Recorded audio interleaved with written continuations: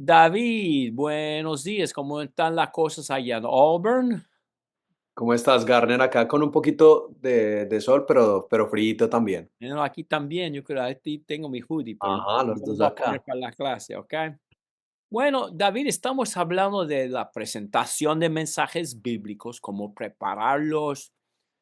Pero hoy vamos a hablar de la importancia de la sencillez, que la gente nos entienda y vamos a compartir esto. ¿Lo ves bien a los niños, David? Sí, Muy bien, la sencillez. Y una cosa, David, cuando yo estoy dando mensajes, si los niños me entienden, estoy feliz. Hay lugares para cosas profundas en una sala de clase de predicadores avanzados, pero estamos hablando en la iglesia algo sencillo. Ok, ujú, ujú, la sencillez. La brevedad, ese es el tema favorito de Beverly. Y ya hemos hecho el punto de muchas ilustraciones. Jesús amaba la sencillez, ¿es cierto, David?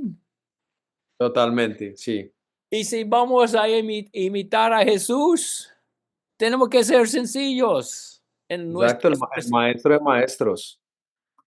infinitamente más inteligente que nosotros. De hecho, así un comentario rapidísimo. Estaba hablando con un amigo ateo y le he preguntado que cuál cree que es el maestro de maestros.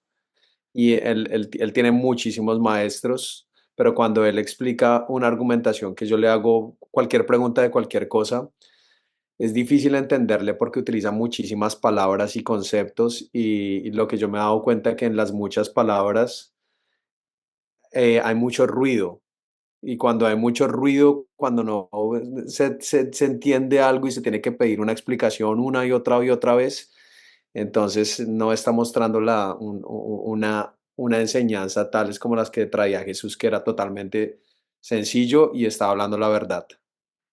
Eso es, y a veces la gente no quiere ser entendida, imagino. A veces cuando están contestando preguntas en una corte, no quieren que se les entienda, o una entrevista, y Ujú, el que claro. está, el objeto no quiere ser claro, pero Jesús amaba la sencillez.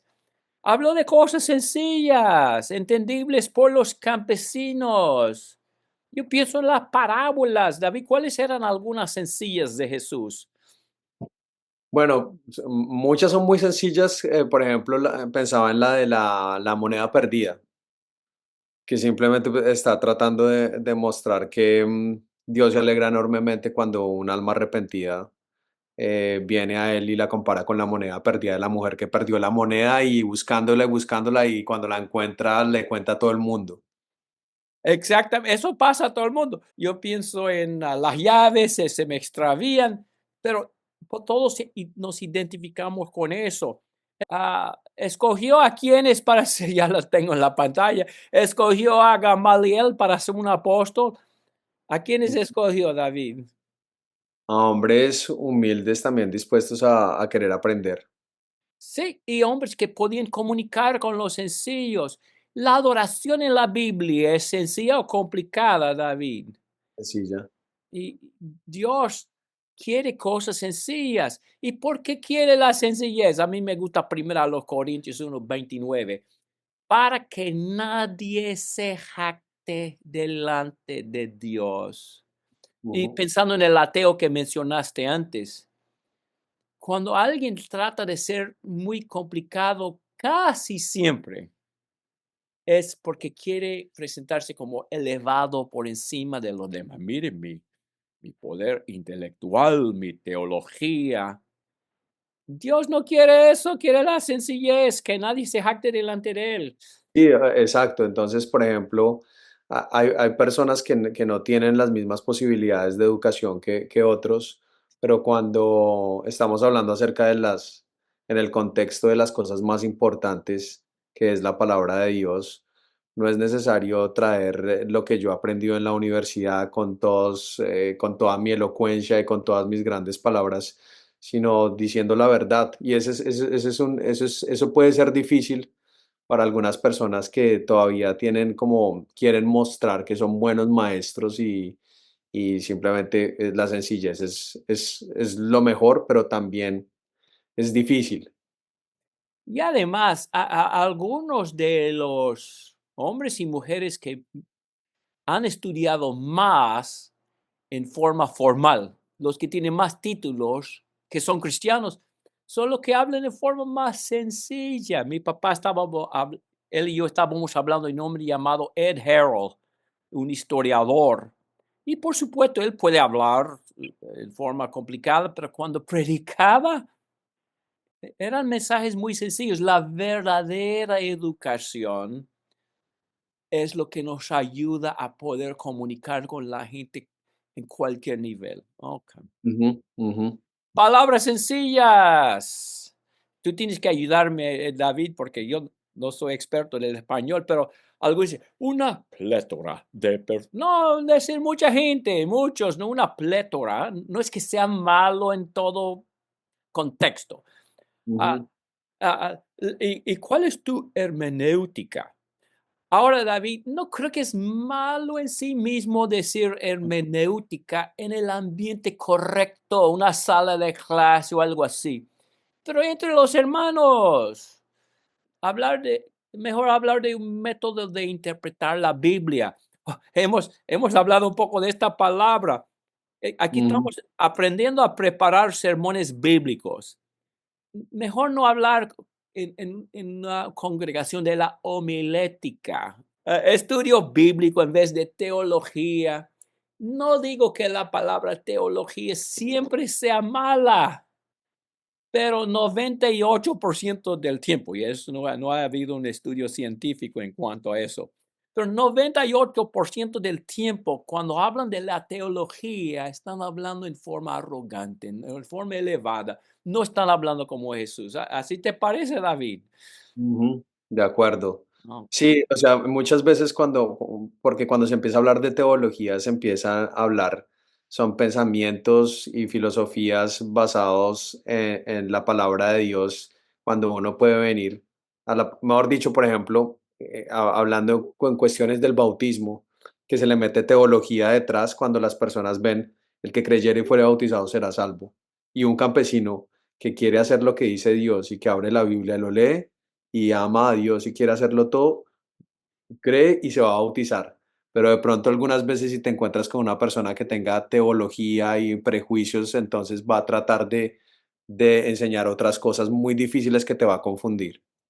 Es cierto que el que creyere y fuere bautizado será salvo. Muy sencillo. Pero el teólogo dice, bueno, ¿cómo es? ¿Cuáles han habido algunas teorías? ¿Qué pensó Agustín? ¿Qué pensó en el mundo protestante? ¿Qué se ve? O sea, se enturbia las aguas. Es un dicho en inglés, imagino también en En ese inglés. sentido, sí. Hablando de la sencillez, David, y ese es un tema favorito de Beverly, mi esposa, yo creo que tiene que ver también con la sencillez, tratar de ser, y voy a decir una palabra grande para el broma, sucinto. Así se dice. No, tratar de ser breve, vamos a hablar de eso. En los mensajes, y no es que siempre sea malo un mensaje largo, pero yo no puedo, y no soy gran locutor, yo no puedo mantener la atención de los oyentes, normalmente por más que 30 o 35 minutos, con 45 veo que están bostezando, mirando el reloj, y cuando comienzan así a estar inquietos, el mensaje no está penetrando. ¿Para qué seguir? Tengo un texto bíblico ahí en la pantalla, David. Es uno de los favoritos de Beverly, y para mí está hablando de la oración, pero se aplica también a los mensajes que presentamos. ¿Lo puedes leer?